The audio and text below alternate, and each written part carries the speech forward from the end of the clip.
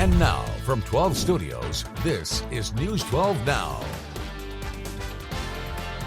Today is Friday, September 27th. Welcome to News 12 Now. I'm Kylee Dedmon. New on News 12 Now, a fatal crash shut down I-35 in both directions this morning near the Hockley Creek overpass in Cook County. It happened around 4 a.m. 3 semis and a passenger vehicle were all involved. One of the semis caught fire, killing the driver. The passenger vehicle was carrying packaged radioactive material, and a hazmat team was called in out of an abundance of caution. The package was taken to a safe location. The interstate only has one lane open in each direction, so expect delays if you are in the area. 65-year-old Mark Horak has been arrested in connection to an ongoing homicide investigation in Collin County. The sheriff's office says a 33-year-old was found dead at Horak's home on July 31st. Horak has been charged with fabricating physical evidence with intent to impair a human corpse. The medical examiner determined his cause of death was homicide by gunshot wound.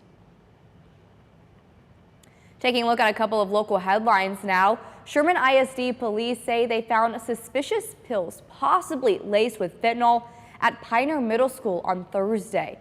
In a letter sent to parents, school officials are asking parents to talk with their kids about the dangers of taking unknown pills and the danger of fentanyl. Grayson County District Attorney Brett Smith spent the time speaking with students during the One Pill Kills campaign last year. Smith says the risk with fentanyl is extra high because any pill could be laced with the drug. He says unless a pill was prescribed by a pharmacist, do not take it. And we've seen 18 Texoma schools go into lockdown or cancel classes due to school threats. And this isn't just happening here in Texoma. According to an FBI report, shocking incidents like school threats are more likely to receive more coverage in the media. Attorney and professor of media law Rick Walker says it's an important responsibility to deliver the truth without causing panic in sensitive situations. One Florida sheriff plans to publicly identify and shame any student that makes threats at the school. However, Walker says the extra attention might incite more threats even further. I think that feeds into the notoriety, and and especially if there's a mentally disturbed individual, that might be an invitation for more notoriety. Walker encourages parents to have an open discussion with their children about the content they see online. Well, turning to weather now, meteorologist Brady Blackstock is joining us.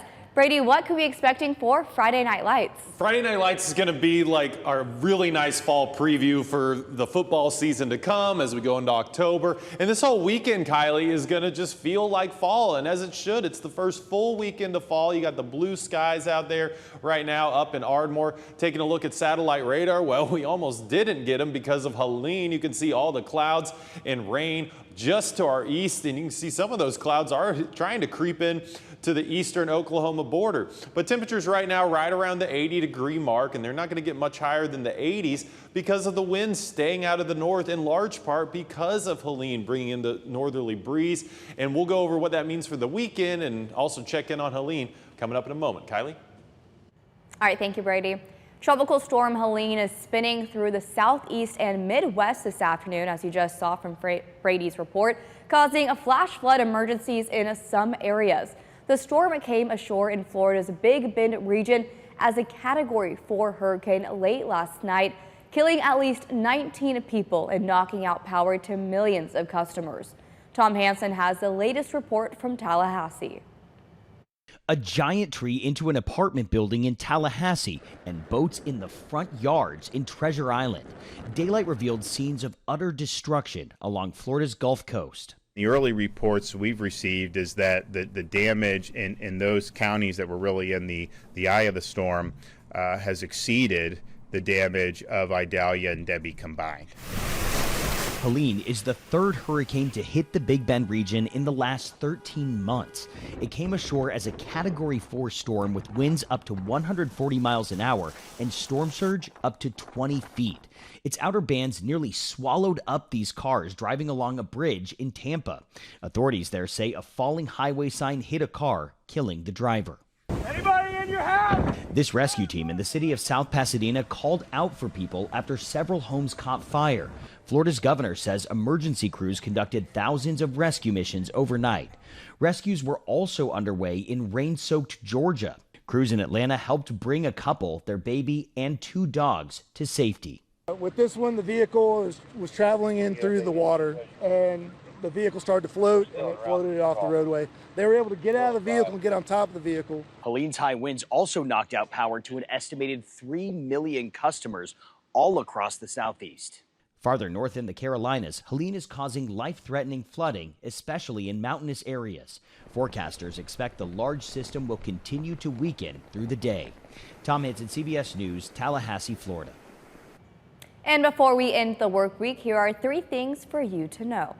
John Deere is recalling some of its tractors over concerns of potential brake failures. The Consumer Product Safety Commission says nearly 148,000 compact utility tractors can lose braking capacity and crash if the front bell crank fails. The utility tractors are models 1023E, 1025R, and 2025R. 4 failures have occurred, resulting in a hospitalization and 2 impact injuries. The NTSB has issued an urgent safety warning for some Boeing 737s over a critical flight control that could possibly jam the pilots of a MAX 8 reported their rubber pedals stuck in the neutral position when they were landing in Newark. The FAA says United Airlines is the only U.S. airline with 737s using the components in question and that they are no longer being used. Hunter Biden's sentencing on gun charges has been pushed back a week. The U.S. District Judge overseeing Hunter Biden's conviction in Delaware agreed to postpone, pushing back the sentencing date from December 4th to December 12th. Prosecutors asked for the delay due to a conflict with a related trial involving the FBI confidential source who authorities say provided derogatory information about Hunter and his father, President Joe Biden. That trial is scheduled to begin December 3rd. Hunter Biden faces up to 25 years in prison after being found guilty in June on 3 felony counts related to his purchase of a firearm in 2018 while allegedly addicted to drugs, though as a first-time offender, it's not expected he would get anywhere near the maximum, if jail time at all. And that was 3 things for you to know. Taking a look at news across the world now, Pope Francis is greeted with strong words from Belgium's king and prime minister over the church's sex abuse scandal. Prime Minister Alexander De Croo blasted the pontiff at a welcoming ceremony in Brussels today. He demanded concrete steps to come clean with the past and put victims' interests ahead of those of the institution. King Philip also commented on the abuse, saying it had taken the church, quote, far too long, end quote, to address the scandals. Pope Francis is expected to meet with abuse victims in private later today. During his speech to the United Nations General Assembly this morning, Israel's Prime Minister Benjamin Netanyahu vowed to continue to use full force against Hezbollah in Lebanon until tens of thousands of displaced Israelis can return to their homes. Michael George reports from New York. Israel's Prime Minister Benjamin Netanyahu was met with boos at the United Nations General Assembly Friday, while many in the audience walked out. Here's the truth. Israel seeks peace. Netanyahu told world leaders Israel doesn't want war, but it is forced to defend itself against Iran-backed groups including Hamas and Hezbollah. This war can come to an end now. All that has to happen is for Hamas to surrender, lay down its arms, and release all the hostages. The speech comes not only as the war in Gaza continues, but amid intense fighting between Israel and Hezbollah in Lebanon. Health officials there say more than 700 people have been killed, including at least 50 children, in airstrikes over the past week. The United States and France have proposed an immediate 21-day ceasefire with Hezbollah, but Netanyahu is remaining defiant. As long as Hezbollah chooses the path of war, Israel has no choice, and Israel has every right to remove this threat and return our citizens to their homes safely. Defense Secretary Lloyd Austin warned an all-out war would be devastating. A diplomatic solution, not a military solution, is the only way to ensure that displaced civilians on both sides of the border can finally go back home. But with Israeli tanks gathered at the country's north border, concerns of a ground invasion are growing. Michael George, CBS News, the United Nations. In the Middle East, Israel and Hezbollah continue to exchange fire across the Lebanese border. Israel said one of its airstrikes killed a high-ranking Hezbollah drone commander in Lebanon yesterday. Imsia Tayyab reports from Beirut. Lebanese first responders raced through the devastated streets of southern Lebanon. Among the wounded, children. Israel insists it's targeting Hezbollah, but these are also residential areas. This small boy on a stretcher is asked how old he is.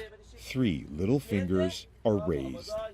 Lebanon's Ministry of Health says more than 700 people have been killed, including at least 50 children, over the past week of intense Israeli strikes, and over 100,000 have been recorded as internally displaced, as Israel and Hezbollah continue to trade fire. In this just-released propaganda video, Hezbollah rockets are seen being launched into Israeli territory, but the powerful Iranian-backed group's vast arsenal is no match for Israel's military might, after yet another one of its top commanders was assassinated in one of Beirut's densely populated southern suburbs. Israel's Prime Minister Benjamin Netanyahu, seen here as he arrived in New York for the UN's General Assembly, has so far rejected a U.S.-backed 21-day ceasefire proposal, saying the fight would continue with full force until 60,000 displaced Israelis can go home. Defense Secretary Lloyd Austin has warned an all-out war would be devastating for both Israel and Lebanon. A diplomatic solution, not a military solution, is the only way to ensure that displaced civilians on both sides of the border can finally go back home. Now, U.S. officials have said Israel was fully informed of the 21-day ceasefire proposal and indicated Prime Minister Netanyahu had agreed to it, which is why they say President Biden made the statement announcing a deal was close, as the intense diplomacy to end this brutal fighting only continues. Imtiaz Tayyab, CBS News, Beirut.